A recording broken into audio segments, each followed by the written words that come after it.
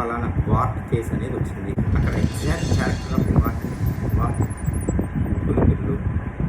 ఇతరితర వైద్య విధానాల్లో ఎక్కడైనా కూడా పులిపిల్లు అంతే.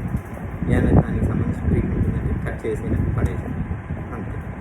అసలు హోమియోపతిలో ఒక వార్ట్ కేసు అని వచ్చారు అంటే అసలు దానికి సంబంధించి ఎన్ని కోణాల్లో మనం ప్రశ్నలు ఉంటాయంటే ఆ వార్ట్ అనేది ఏమైనా దాంతోపాటు అసోసియేటెడ్ సింటమ్స్ ఏమైనా ఉంటుందా, అంటే పెయిన్ ఉంటుందా ఉండదా, లేదంటే ఇచ్చింగ్ ఉంటుందా ఉండదా, ఒకవేళ పెయిన్ ఉంది, పెయిన్ స్వభావం ఏంటి, అంటే నేచర్ ఆఫ్ పెయిన్ బర్నింగ్గా ఉంటుందా, స్టింగింగ్గా ఉంటుందా, లేదు ఇంకెలా ఉంటుంది, ఇచ్చింగ్ ఉంటుందంటే అది ఎలాంటి సందర్భాల్లో అగ్రవేషన్, అంటే దాని యొక్క మొడాలిటీస్ ఎలాంటి సందర్భాల్లో ఎక్కువ అవుతుంది తక్కువ అవుతుంది. అండ్ నెక్స్ట్ ఫ్లాట్ వాట్సా, డ్రై వాట్సా, లేదంటే ఫ్లెషీ వాట్సా.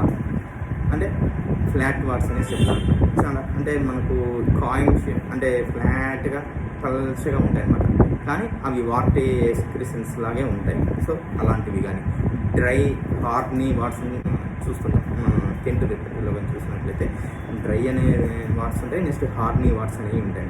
అంటే డ్రైగా ఎండిపోయినట్టుగా ఉండటం. నెక్స్ట్ హార్నీ అని చెప్తారు.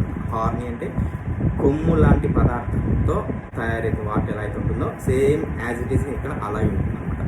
ఫ్లెషీ వాట్స్ బాగా కండబట్టి బాగా లావుగా ఉంటాయి వాట్స్.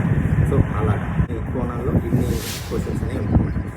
సో ఇదంతా ఎందుకు అంటే అక్కడ ఉన్నటువంటి ఆ లోకల్ ఎఫెక్షన్కి సంబంధించినటువంటి స్వభావాన్ని యాజ్ ఇట్ ఈజ్గా అది ఎలా అయితే ఉంటుందో దానిదైనటువంటి కేసులో భాగంగా తీసుకోవాలి.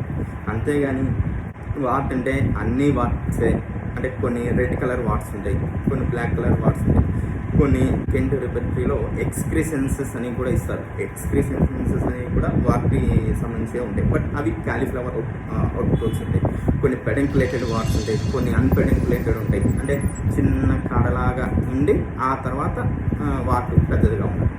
ఆ కాడ లేకుండా స్కిన్కి డైరెక్ట్గా అటాచ్మెంట్తో ఉండడం అన్పెడెంకులేటెడ్. ఇలా అక్కడ ఆ డిసీజ్ అంటే ఆ వాట్ యొక్క స్వభావాన్ని బట్టి దానికి అనుగుణంగా మెడిసిన్స్ అనేవి ఉంటాయి అన్నమాట. సో అందుకు మనకు ఇన్ని కూడా పరిగణలోకి తీసుకోవాలన్నమాట.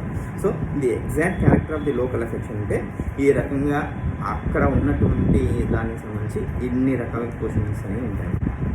వీటిని మాత్రమే తీసుకొని చేయటం కాదు, వీటితో పాటు అక్కడ ఆ రోగి యొక్క ఆరోగ్యంలో వచ్చినటువంటి మార్పులన్నింటినీ కూడా మనం కన్సిడరేషన్లోకి తీసుకోవాలి అని చెప్తున్నారు.